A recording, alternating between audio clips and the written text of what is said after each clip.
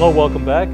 I'm with David Strawbridge, Director of Military and Veteran Services here at Del Tech. It's a fairly new position. David, welcome. David, thanks for having me. Tell me about your job, your new role here, your enhanced role. My enhanced role, well, it's an exciting opportunity for me. I am the Director for Military and Veteran Services. My responsibility is the direction and implementation of policies and programming and services for military veterans, student veterans, and their dependents when receiving GI Bill.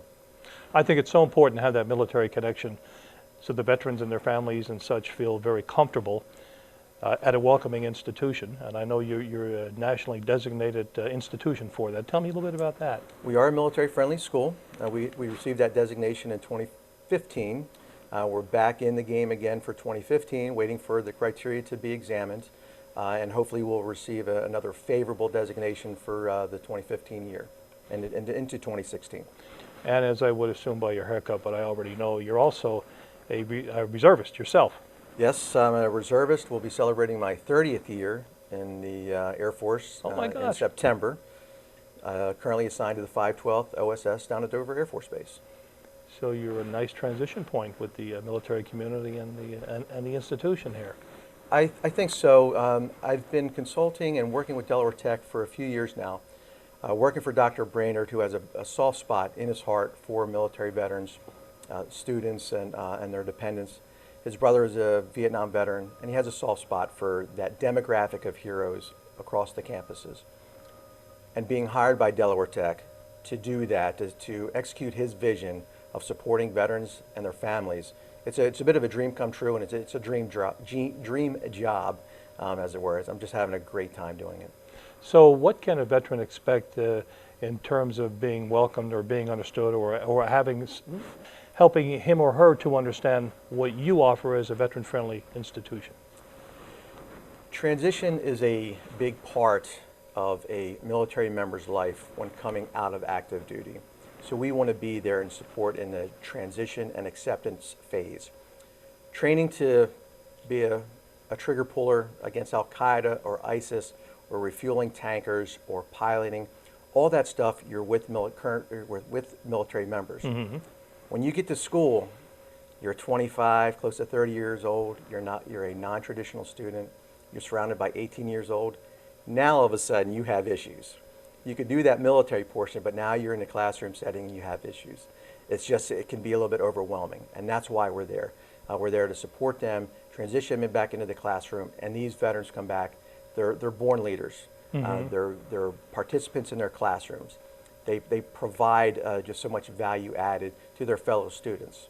So all of that combined with support services, commemoration events, anything we can do to support our student veterans on campuses is really under my responsibility, and that's what we're here to do.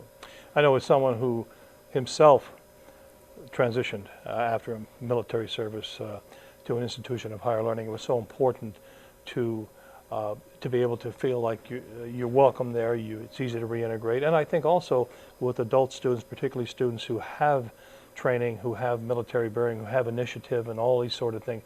I know the instructors tend to like that as well because you tend to be a lot more stable and more serious than maybe a traditional student. That's right. As a matter of fact, our top 3 programs where veterans are focused: nursing, criminal justice, human services.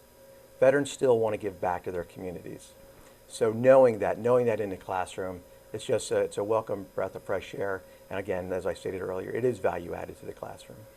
We have so many people who are trying to decide whether they want to stay in because of the last 12 years of multiple overseas tours and such. And this gives them that opportunity, that option to say, I can really retrain and find employment at a place like after Del Tech, rather than say stay in because I've been a trigger puller or a refueler and I don't think there's many jobs on the outside that fit that category. Right, and it's the GI Bill benefit that is making that dream possible.